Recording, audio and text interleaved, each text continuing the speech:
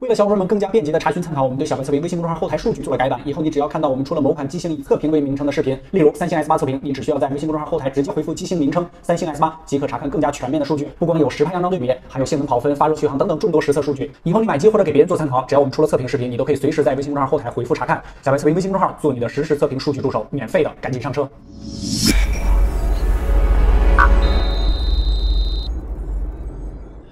Hello， 大家好，欢迎收看这一期的小白测评，我是王炯。更新这期视频的时候，应该是在国庆，录制的时候是在国庆之前啊。先跟大家说一句国庆快乐。估计这个时候你在各地玩，或者说是国庆完了之后才看我们的视频，祝你看人快乐啊。OK， 这期的视频呢，也是一个测评视频，跟大家聊的呢，并不是新机，跟大家聊的是老 iPhone。其实这个问题啊，从去年就一直有，但是呢，我一直没有精力做这个视频啊。但是，毕了业之后时间就多了，就可以抽出来时间做这个视频，就是老 iPhone 跟当季新安卓旗舰的选择，这个是很多人的困扰。因为这个苹果呢，尤其是在那些没有体验过 iOS 的这个小伙伴的心中啊，可能觉得，哎呀，它这个体验特别好，然后都说它这个流畅啊，怎么样，然后特别棒，始终呢心里都有一个向往。但是呢，无奈这个苹果这个价格一直维持的比较高，确实这个门槛呢相对来说高一些。那么这个老的 iPhone 呢，就是一部分人的选择了。比如说今天我们拿到的这个 iPhone 6s， 有点这个万金油的感觉啊。这期视频呢，就详细跟大家聊一下2017年的当季国产的各家旗舰，比如说1+5啊，或者说小米6啊，跟同价位的老 iPhone 到底相比怎么样呢？这期视频详细跟你聊一下。OK， 不客观真体验，老 iPhone 还有新安卓该怎么选？马上开始。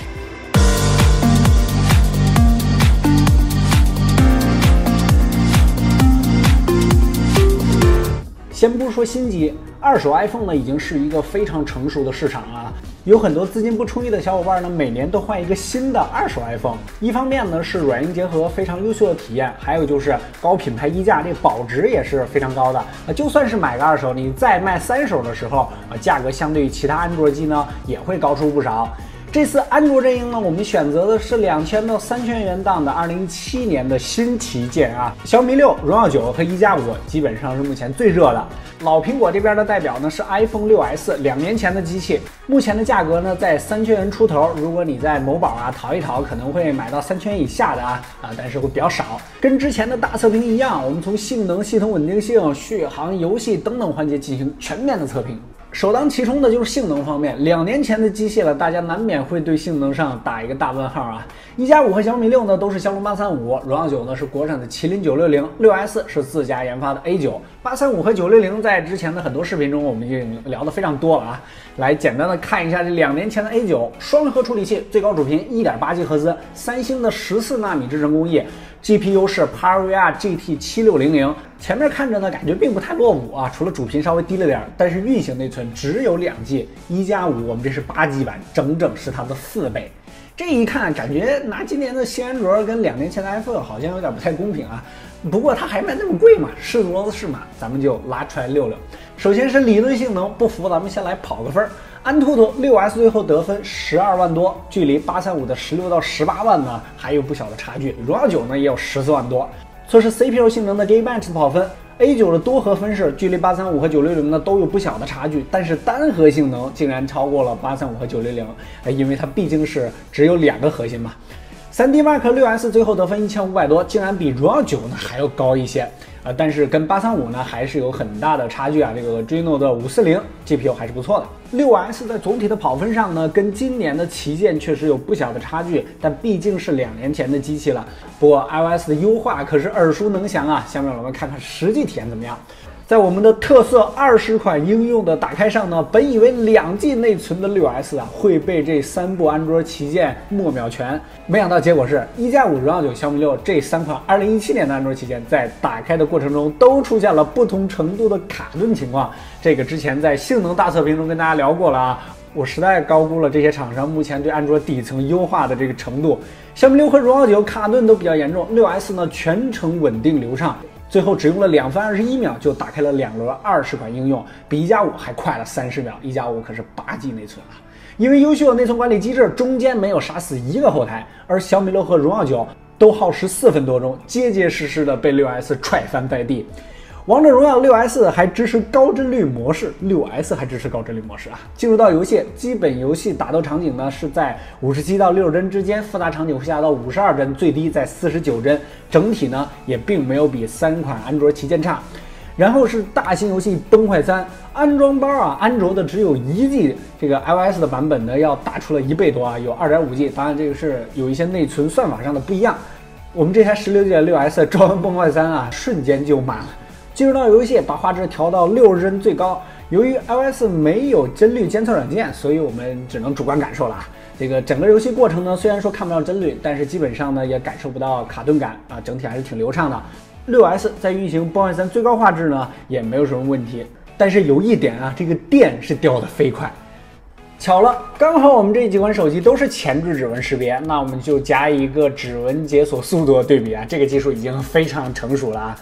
4部手机同时开启，一瞬间全部解锁成功，真的是太快了。实际使用中呢，其实没什么差别。但是我们慢放看一下 ，6S 反应竟然是最快的，最先亮屏。另外3款安卓手机呢是同时亮屏，直接进入到桌面，没有任何过渡动画。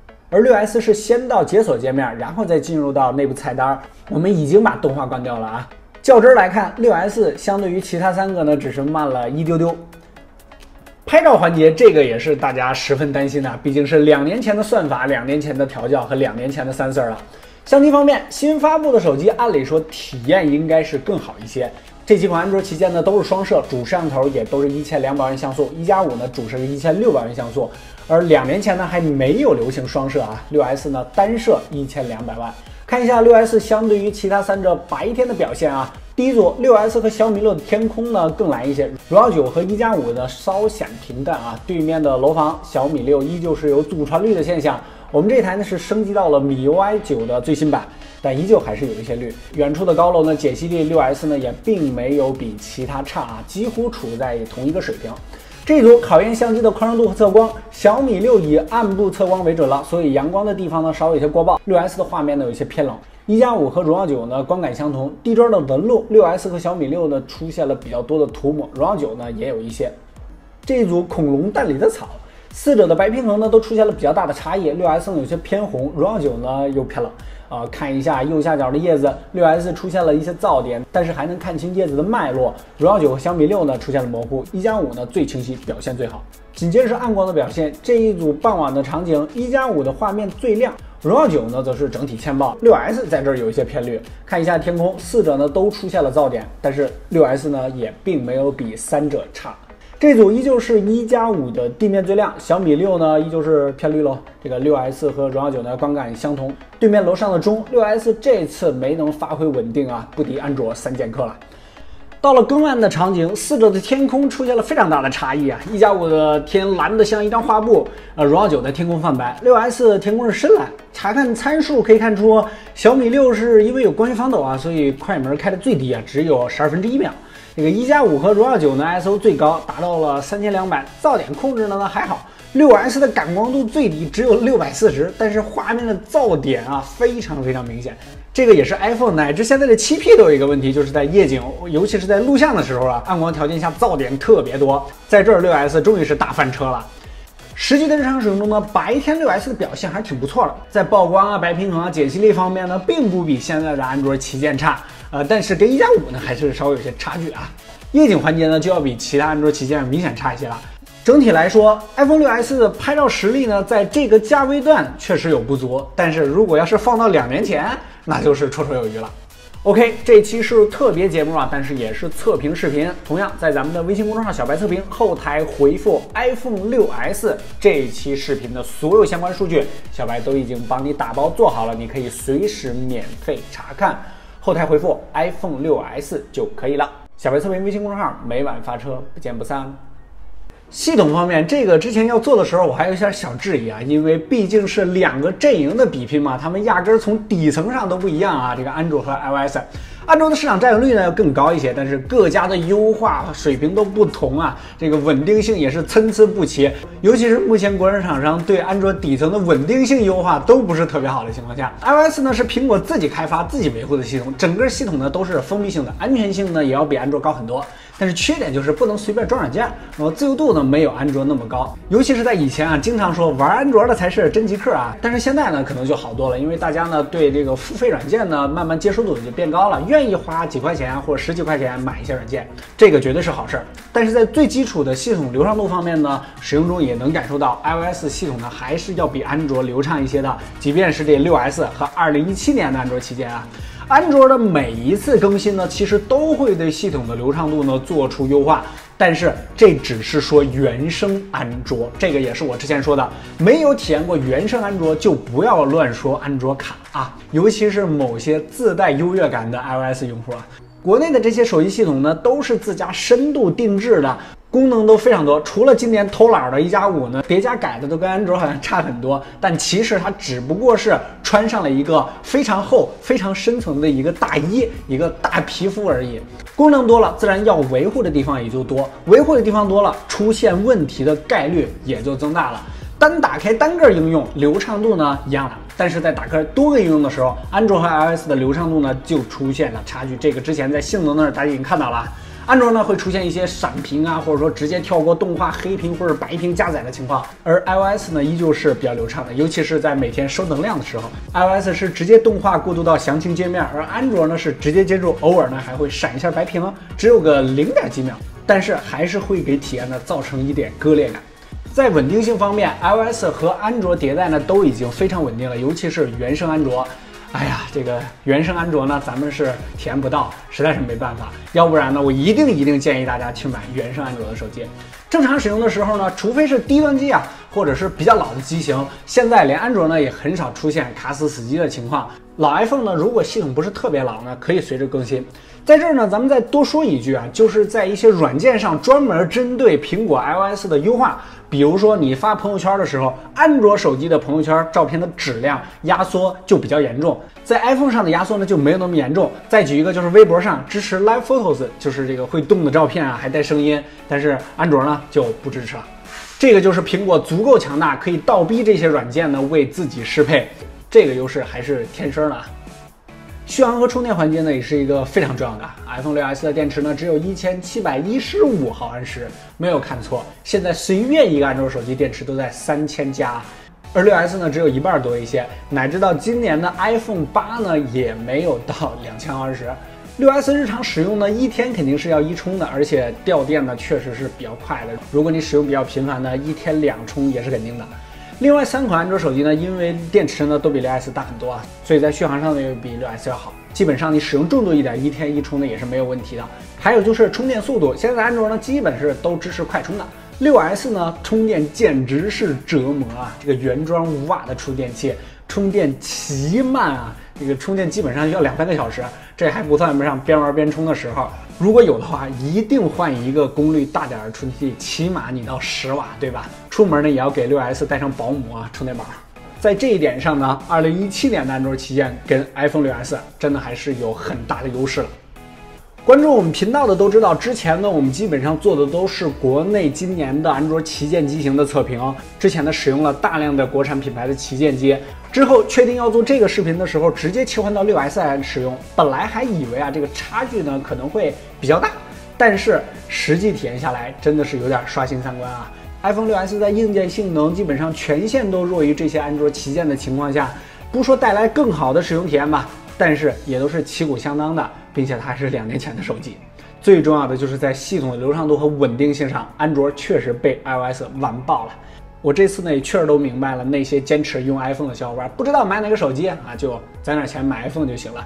它的背后的研发团队啊，确实让我感受到了这个强大啊。网上那个段子，一个摄像头调教团队就有800多人，当然这个我不知道真假啊。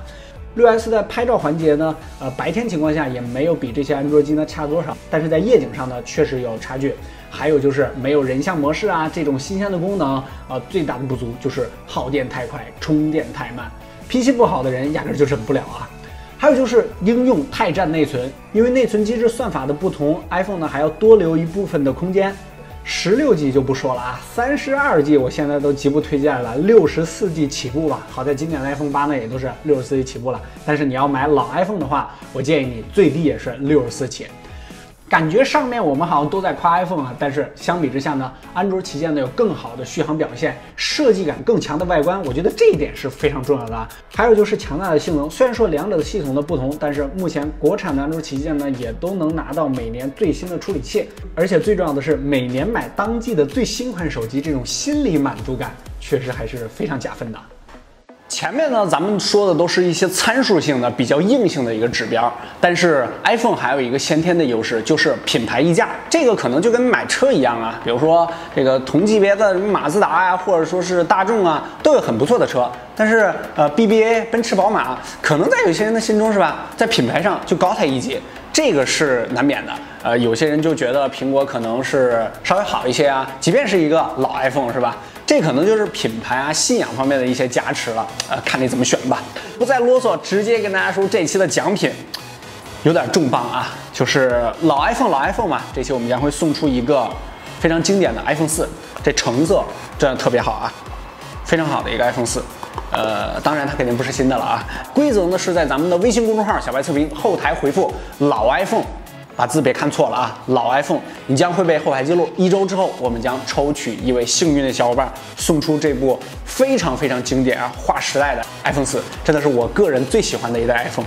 对了，这台 iPhone 还真的是可以使用的。最后再多说一句购买建议，如果你之前没有使用过 iPhone， 想及时体验一下 iOS 的话呢，我建议等着 iPhone 8、iPhone 8 Plus， 还有就是 iPhone 10上市之后，然后它的价格应该还会有一波跌幅，我估计应该会在300-400块钱左右，那个时候入手呢就比较合适了。至于安卓旗舰呢，我就不再多说了啊。OK， 前面呢是祝大家国庆快乐，其实也是中秋节，祝大家这个中秋节快乐啊！还有就是我的新浪微博小白 MTX， 有什么建议、质疑、提问，直接评论或者是私信就可以了。最重要的就是我们的微信公众号，大家扫码关注，每天我在这儿等你，每晚开车不见不散。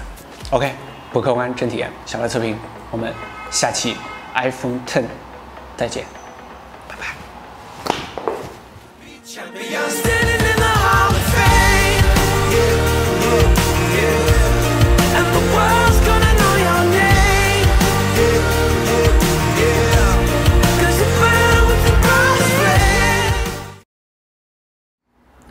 OK， 这个能看到花絮这儿的应该是忠粉了啊。做2个之前正片中小小的补充。